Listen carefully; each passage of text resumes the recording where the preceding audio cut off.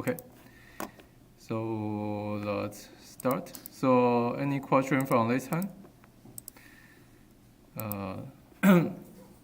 Okay, so if not, let's go over a quick review about this Fourier transform chapter, and then we will go to a very technical proof about phase estimation today.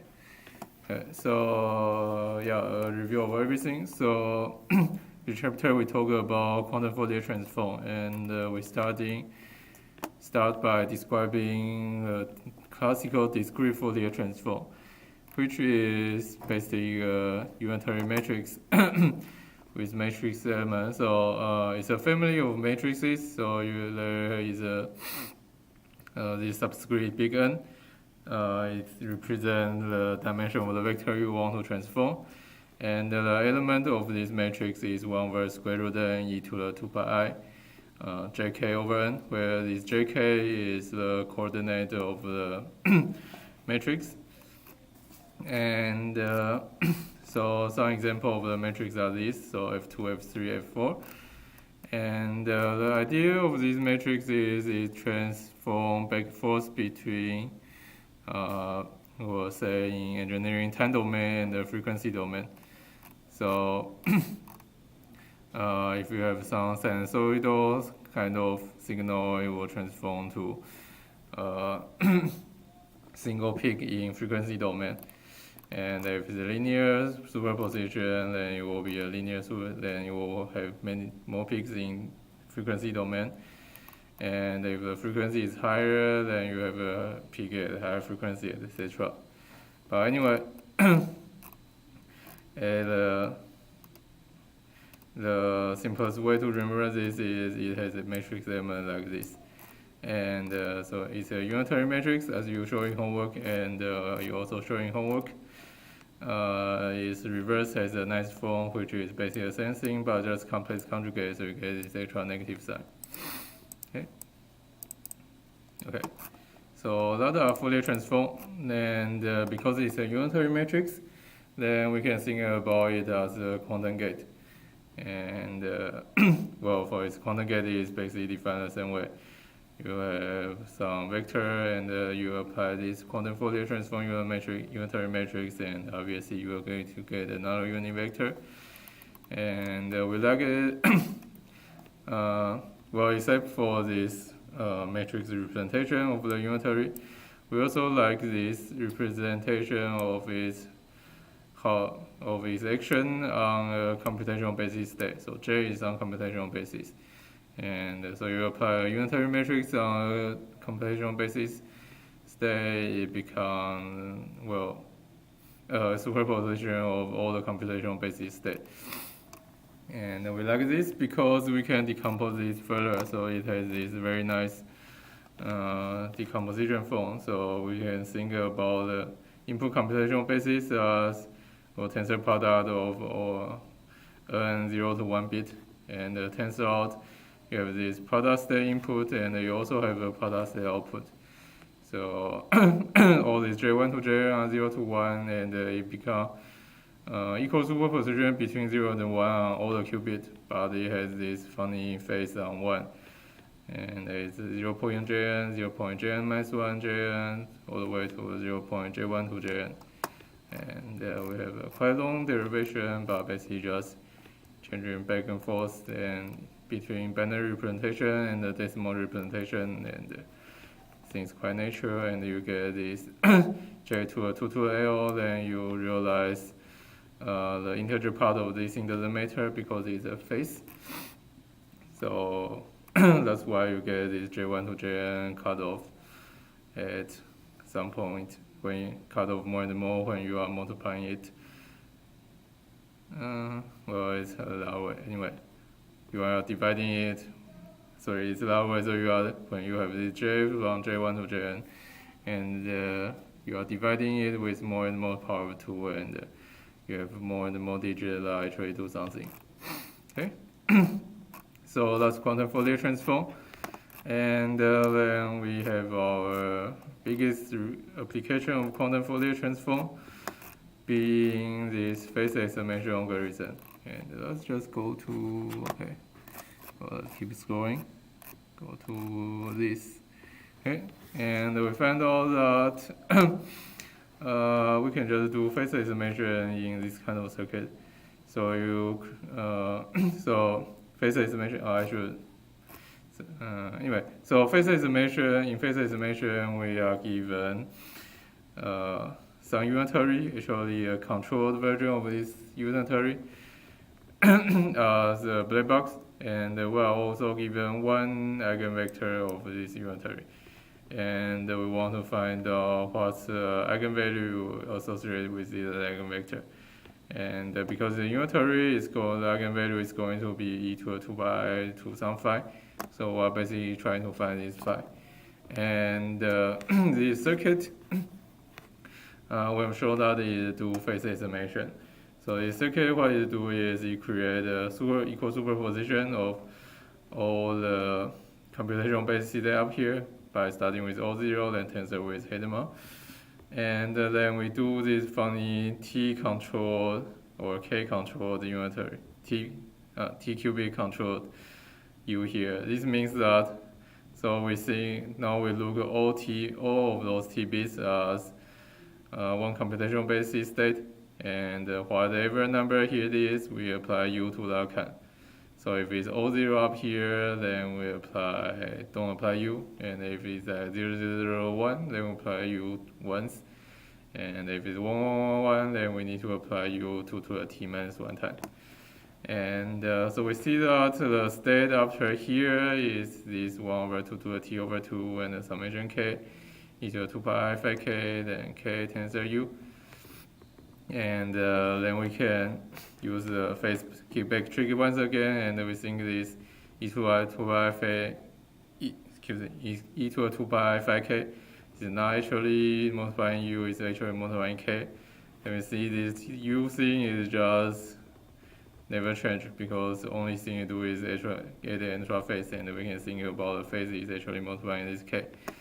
And and the first part you compare with the Fourier transform, quantum Fourier transform result, and you realize it's very similar to the quantum Fourier transform of phi, or more like phi times big N, phi times 2 to the T. So we realize that if your phi is some T-bit fraction, so phi is some 0.J1 to JT, then this thing will tell you 2 to the T times phi exactly. And today we are going to show that if phi is not exactly T bits, then we can still recover n bit and n bit of phi with some precision. And obviously precision depends on how many bits you want to get out. The more bits you get, the more error you get. And the end result is that so if you use TB to do phase estimation, and you want to keep n bit of it as actual information, and then you will have you are basically throwing out t minus n bit, right? Then t minus n will be equal to log 1 over epsilon, where epsilon is the error probability of your algorithm, and we're going to show that today. Okay, and any more questions before we dive into this technical proof? No? Okay, so let's start. And yeah, this is quite technical because we want to go, want to show this quite detailed. And I think the most annoying part is there are a lot of notation for similar things, but they are all quite necessary. So yeah, I'll just go over through them. And so I guess the first thing we see is there are T bits, right? So we think, anyway, we should start with this decomposition of phi. So phi binary, well, it might be it might be a irrational number. So we don't really know how many bits of it, but let's write it down. So it's 0 dot b1, b2 to some bt, and bt plus 1, bt plus 2 all the way to maybe infinity. And anyway, so we think we are running, once again, we are running this circuit. So we are running this circuit with t bit. We still fix this t. So obviously, this first t bit is kind of important, and so we call it b1 to bt. And so this number, this part will be called b. But yeah, how should I say? So actually, it's a bit more.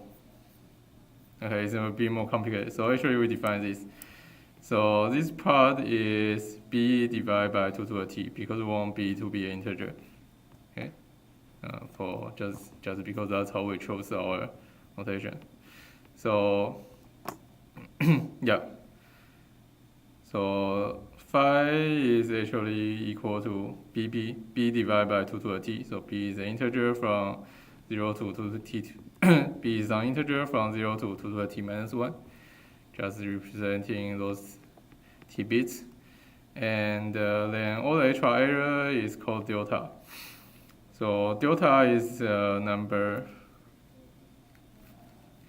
Okay, but it's a little annoying. So delta and the t, we are following the book notation, although I find it's a little funny. So delta is a number from 0 to 2 to the t, 2 to the minus t. It's very different notation. Okay. So b is a very large integer, and delta is a very small fraction. Anyway, that's how you define things. Okay? So basically, this part times 2 to the t is b.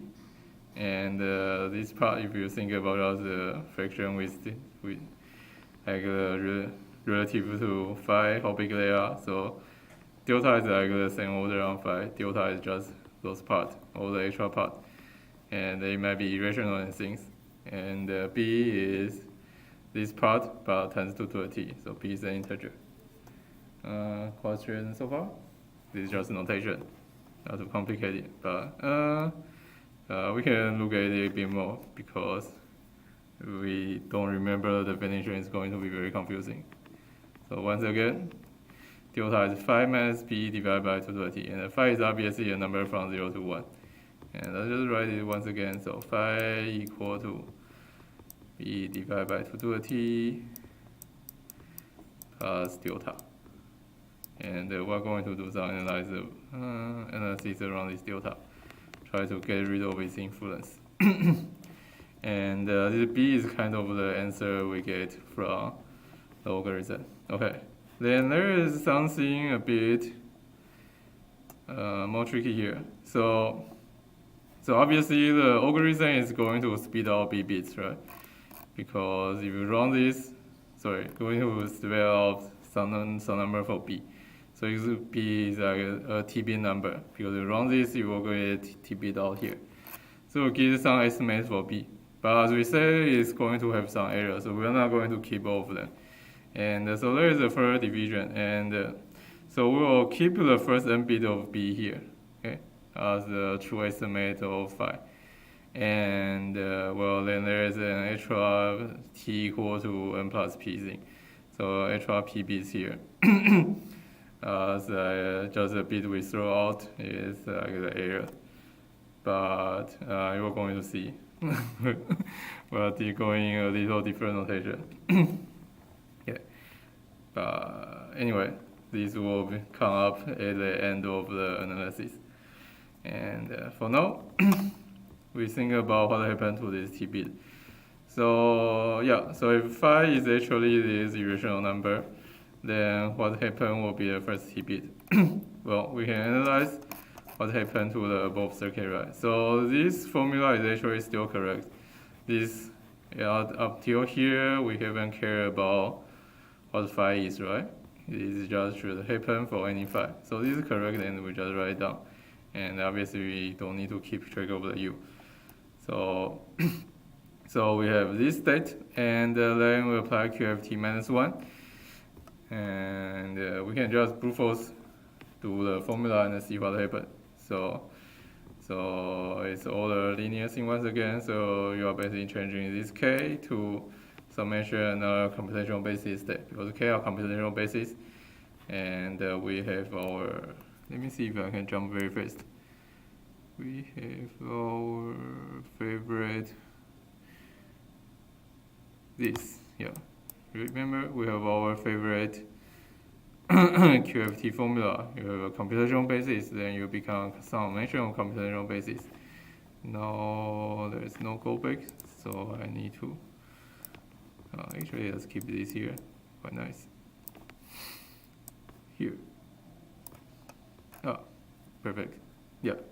So we apply that formula and we decompose this k to summation another thing. And we call it, actually we should call it L prime, because reasons. Okay, so this L prime is just another dummy variable that we sum over, and it's an integer from 0 to 2 to the t minus 1. And so this factor is just factor writing down. And this QFT minus 1 give you this extra e to the minus 2 pi I k L prime over n, where we know n is 2 to the t. Okay? So nothing really happened yet. We say we do the brute force formula calculation of what happened when you have arbitrary phi and then you apply QFT minus 1. And then before we go further, we have a little intuition about what's our result going to be. Okay? And so what happened is we will have this, what is it? The picture, right? So we do measurement, then we think our measurement result is L, or I say L prime here. Right? So if we measure this thing, then in computational basis, and we see the L prime is computational basis, and well, it's going to be something from 0 to 2 to the t minus 1, right? And we draw that in a picture, and actually it's a bit bad, but so we draw in a picture, then we'll have this 0 to all the way to, should be 2 to the t minus 1, but we also draw the 0 here once again. So we draw all the possible outcome of L here. So it should have 2 to the t possibility, but we divide by 2 to the t, so it's something from 0 to 1. So it is corresponding to the estimates of our phase, right?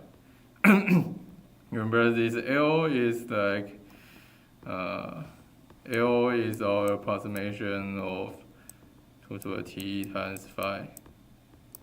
That's what we hope.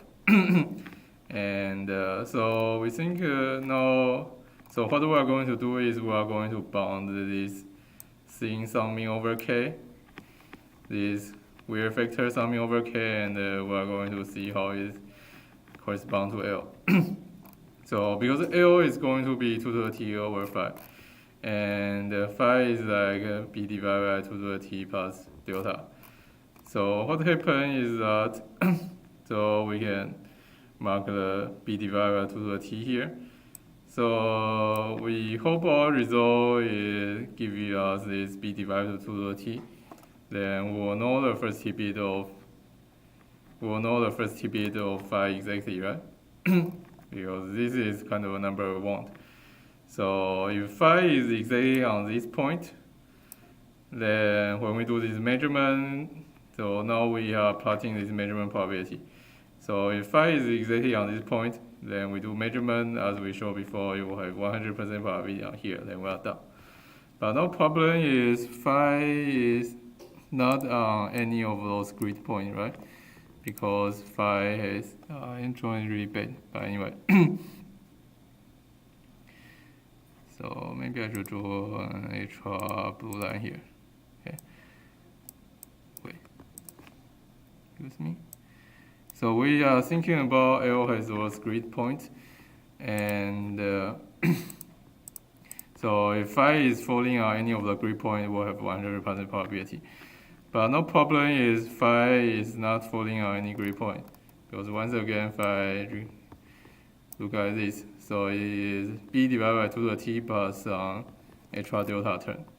So now what we are going to show is what happens when we have this extra delta term.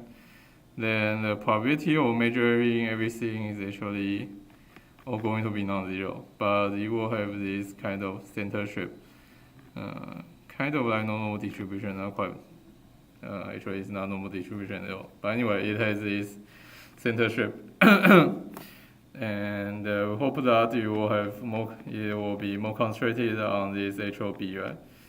It makes sense, and you will have some decaying tail. So what we want to bound is that this decaying tail will grow like 1 over e squared, and we haven't defined what's e here, and it's going to be a little annoying. But the first thing we are going to do next is we want to shift like the y-axis here. Okay, so we are going to shift the axis here to make our calculation a little easier. So we'll count our L from this part. So we're going to say this b over 2 to the t part. So b over 2 to the t point is actually equal to L equal to 0. Then this is L equal to 1, this is L equal to 2, and this is L equal to 3. And we also count L in like mod 2 to the t. Mod 2 to the t. So this one is actually L equal to -1, and then it's L equal to -2, and etc. And we're going to set off at some cutoff E. Okay, so this is a little confusing. So E is very like L. I guess for now we can think about this E is like L. And this is counting from the same coordinate. So also E equal to 0 at this point. But we're going to say count is plus minus E part. And those are like the bit we throw off. We are thinking that we are accepting L between all those distance. And anyway, what we are going to show is those tails decay pretty fast. So they are decaying at a rate of 1 over E squared, or like 1 over L squared, where L is counting from this b over 2 to the t point. And then you can do an integral to bound the summation over all those tail area. And so the whole tail area will scale like 1 over E. That's how we are going to bound the things. Okay? So algebra, as we say, so we're just copying this. State is going to be 0 over 2 to the t, and the summation k and the L prime is L prime thing. And now we see why we say L prime. Because we are actually going to count the L from here. Okay, this is L. And let's say this is L prime. And let's just do a changeable basis. So we actually want to count from B. So let's say there is B plus L. Okay, and let's see what's the amplitude of L, where B plus L equal to L prime. Then the amplitude is just B plus L inner product with your output state. And well, then we'll pick out whatever L prime equal to. So let's basically just change L prime to B plus L. And so you get this thing. It's the same thing except we combine those two exponentials. So you have this 2 to 2 pi ik, and phi is here.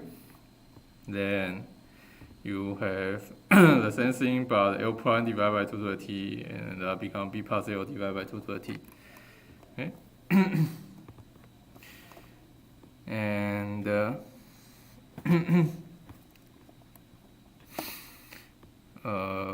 excuse me. And then we do something funny. And we do something funny by noticing that, so we want to deal with this summation with k. And we see this part that only depends on k is here, right? and it's exponential, so this actually can be interpreted as all the other thing and to the kth power. Okay. And we're going to deal with this by finding out this is a geometric series, but maybe you will be short on time. Another thing to note is that remember this is a function of L.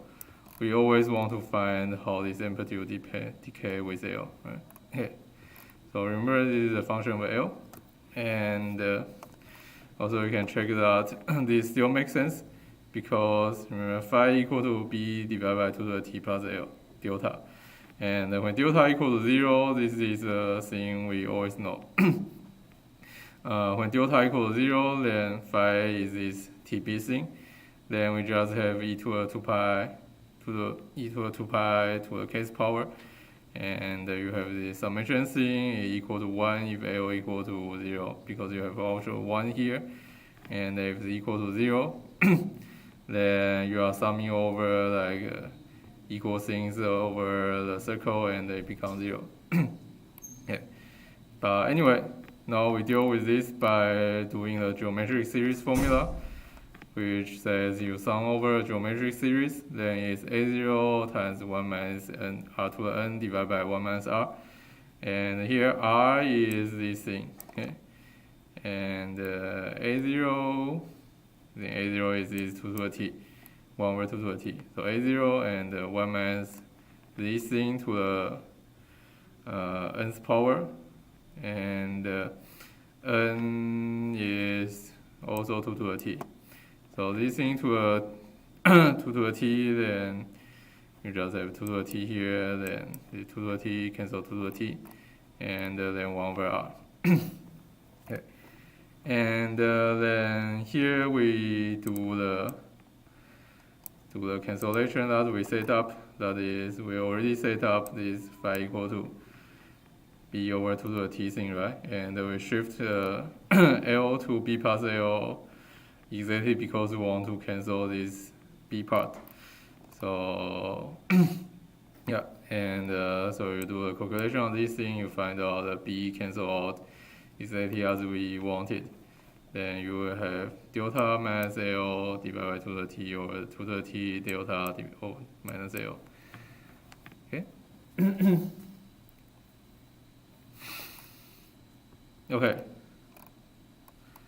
So this is the amplitude of the measuring outcome being L, or yeah, is the amplitude of L where L is the deviation from B, and then then now we want to calculate this probability, where we want to and we have a pointless. So this M is actually just L, that's not introduced H notation. Okay. So the measurement, so the if you measure some outcome L, and now we want to calculate the probability of oh shit, okay, I see what's going on. Yeah, it's very annoying. That's I see. Okay, so what we want to see is what's the probability of L bigger than E. Okay, what's the probability that the absolute value of L is bigger than E, and that's going to be sum over. Okay, and there is some annoying boundary calculation, and you can check them. There is a small error in the textbook that doesn't matter, which is now remember this whole thing actually wrapped around because phi is from like 0 to 1, or when we times this 2 to the t, everything is mapped to the t. So now there are two parts. One part is yeah, what should I say? So we go back to this picture, right? So we are going to bound those L, and we are allowing some error range. So we'll say like arrow from minus e to e, we all count it as good, and we want to bound all the other thing outside. And so what's all the other thing outside? And so this point will be minus e. So then we are counting from this amplitude, which is minus e minus 1, minus e plus 1, and from this point, which is plus e plus 1. And then we need to bound all the way to the boundary. And there are about 2 to the t things, so this one will be about 2 to the t over 2. What happened?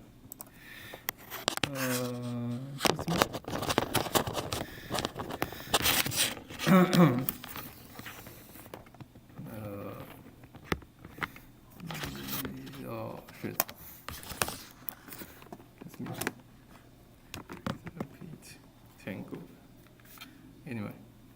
Okay. So to this part. And you know the whole length is 2 to the t. So to this part there are about 2 to the t over 2, which is equal to 2 to the t minus 1. And the negative part is also minus 2 to the t minus 1. But then there is this 0 actually equal to 1 thing the book forgot to count. So it's actually have an extra plus 1 here, but you will see later that doesn't matter.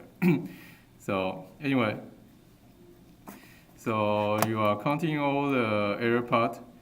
So we are saying from minus e to e, we accept it is good, but we want to count all the extra amplitude outside here. So there is this plus part and minus part.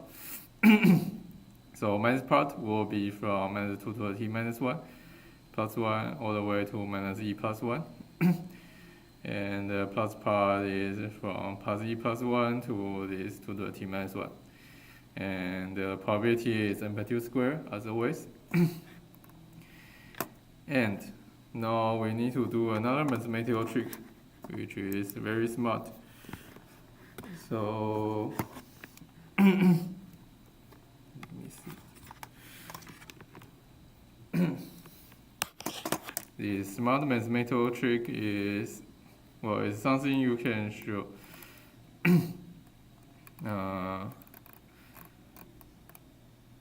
Excuse me. Okay. So we are bounding the amplitude of AL, right? So we want to bound amplitude AL squared. But let's first bound the absolute value of this AL. So it's basically the absolute value of these things. Okay, so this is complex number, and we're going to bound the upper part and lower part separately. So our part we just do triangle inequality bound. Very easy. So this is, so basically less than the norm of 1, which is 1 plus the norm minus e to the I theta, and which is equal to 2, because the norm of this thing is also 1. Okay, so upper part we just bound with 2. Then the later part we do this funny geometry thing, or you can also show this calculus. But let's see this geometry thing because it's quite cool. So you have 1 minus e to the sin theta. Okay, and this is sin theta, and this is actually less bigger or equal to 2 to the absolute value of this theta, and divided by pi. Why? Because we can do this geometry on complex plane.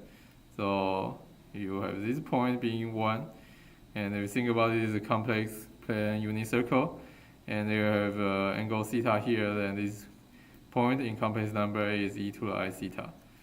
So this 1 minus e to the I theta is this vector, and its norm is going to be the length of this straight line, right? So 1 minus e to the I theta is the length of this straight line. And then this arc, okay? Then for this arc, its length is going to be theta, just because it's a unit circle and this is angle theta. Okay? And then there's this really interesting thing is the length of this semicircle. Right? So we know the length of this straight line is this absolute value 1 minus e to the I theta. Then length of this semicircle just by, well, basic geometry. So the semicircle which has the center here, then you should have length pi over 2 times this diameter, right? Just elementary school geometry. Okay. And so what we are comparing the length of the semicircle. So maybe change the number. So what we are comparing is the length of this semicircle and the length of this arc.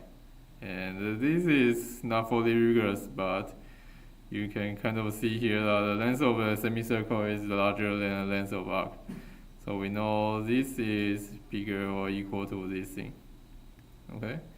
And then you move things around, you got this thing. You basically move this pi over 2 here. Okay? So anyway, so this expression bigger than this expression, then you move pi over 2 to the other side, you get this expression. And this is true for any pi from, well, basically any theta. So theta from plus pi to minus pi. Okay, so that's pretty cool. Oh yeah, you need some bound on theta because you cannot have more than 2 pi. But anyway, this is quite cool. And obviously the theta here should satisfy that. And what we get is the absolute value of alpha is less than equal to this 1 over. Oh, now we need to look at what theta. So theta is this. So theta is this thing, but also. Okay. So theta is this thing, but also times 2 pi. Right? And so if you divide it by times it by 2 over pi, then it becomes 4 and this thing. Okay. So this thing equal to this, and alpha is bounded by this. And here you can kind of see the 1 over E thing we talked about because you have this 1 over L here. But let's see. And we have this probability of L being bigger than E is now the upper and lower bound we have is less than equal to, what do we get 1 for? Oh.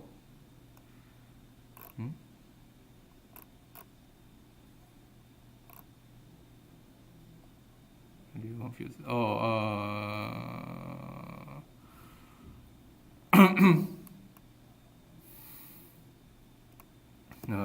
It's less than equal to this square, and why do I get?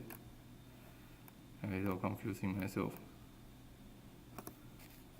2 to the t.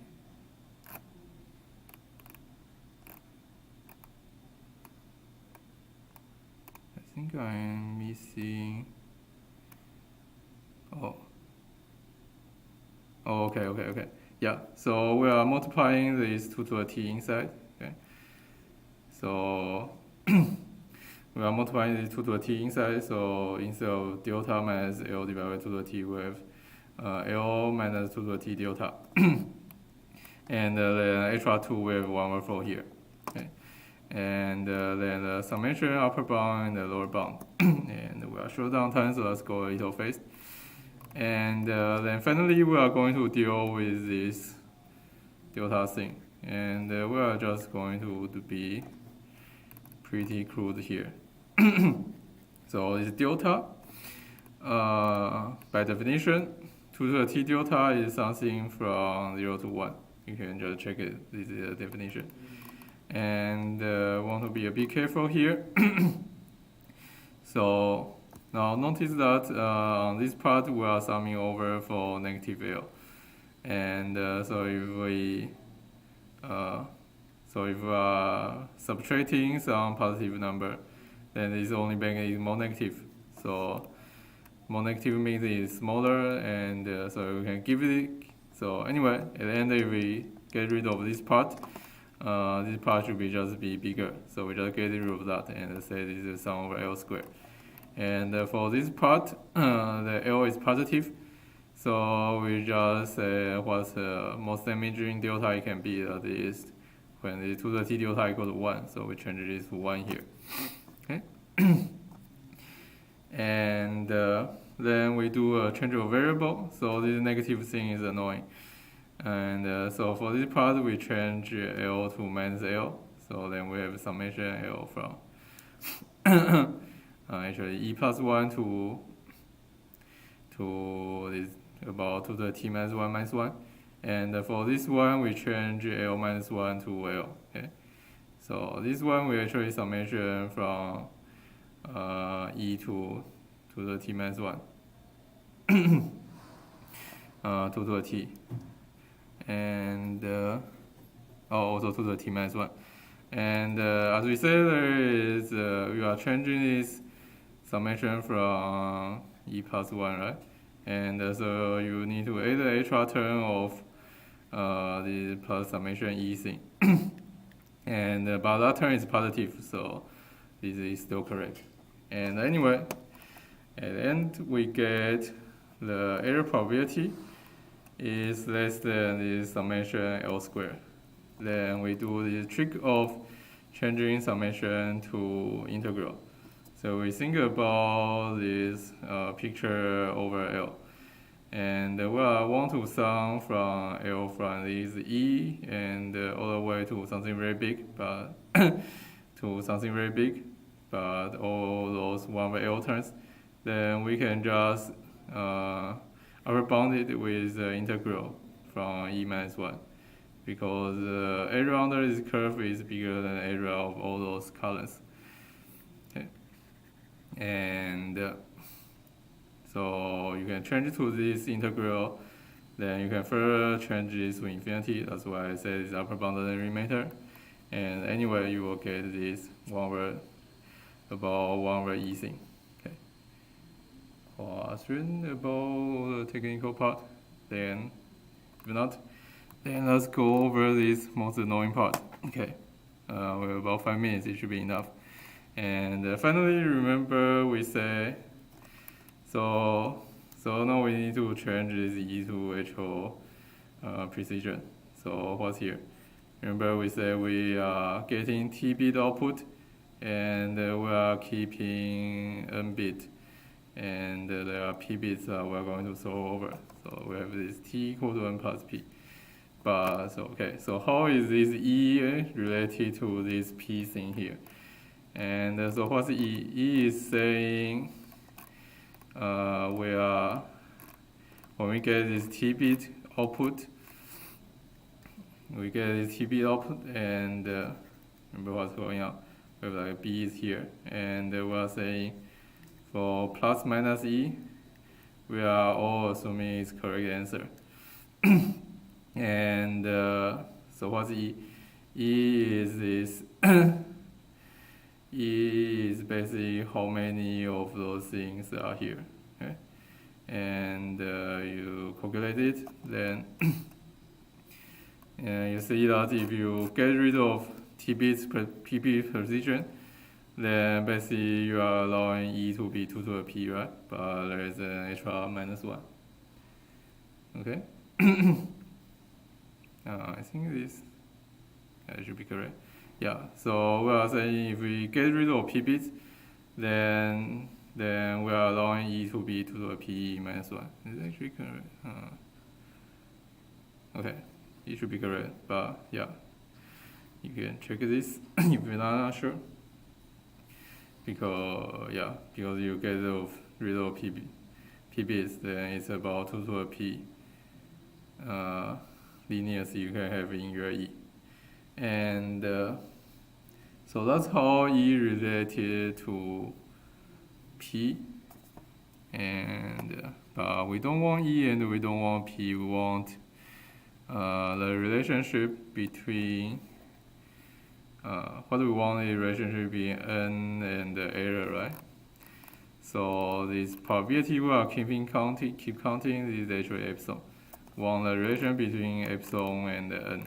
So we need to change E all the way to, so we have a relation between epsilon and E, and we need to change all the way back to epsilon and N. And that's what we will do. And so we have this relationship between epsilon and E, epsilon less than 1 over 2 times E minus 1. And first we change E to P, and so we just change E to P, so like this here.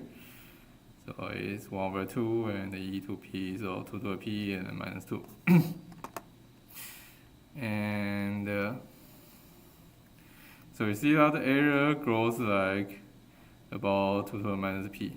And anyway, you shift this around. Now you want to, if you shift this around, and then you can get that it should be correct. Yeah, you shift this around, then 2 to the P should be less than 1 plus 1 over 2 epsilon. Then you plug this back, and okay, then you take log, then P is less than log 2 plus 1 over 2 epsilon, right? And finally you plug it back, so you have T equal to N plus P, which is less than this thing, so you add a setting. So anyway, so yeah, so T equal to, so this is like P. T equal to N plus the setting of this log 2 plus 1 over 2 epsilon. And if you don't want to keep track of all those 2 and 1, want to find the asymptotic, then you see this is about 1 over 2 epsilon. Sorry, 1 over epsilon. So at the end we get the number of bits you actually need to measure is about the precision you want to keep plus order log 1 over epsilon, where epsilon is the error. Okay, about down time. It's very confusing. Hopefully not too confusing. So so this thing, remember T is the number of bits you use in your algorithm, and N is the number of bits you want to keep. And we'll show that then we throw out the P bit, which is about log 1 over epsilon, as our calculation show here. Because 1 over E, and the E is about 2 to the P. Okay? What's the error mean? Error means how should I say? The phase you get is not the phase you want, right? So let's say here, right?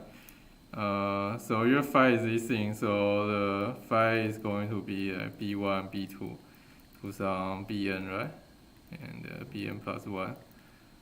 I should not add column here, but right? So you want your phi to measure to NB precision. So you want to get those string correct, right? And so if you are getting any NB string not equal to this thing, then it means you have error. Okay. Yeah. Question?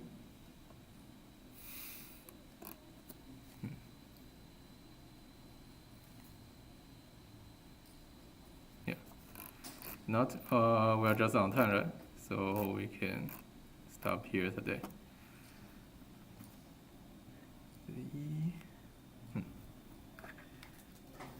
Although E, okay. I should add a question mark here. This thing's a little weird. although it doesn't matter the order. Okay, yeah. So next time we'll go over Shor's algorithm.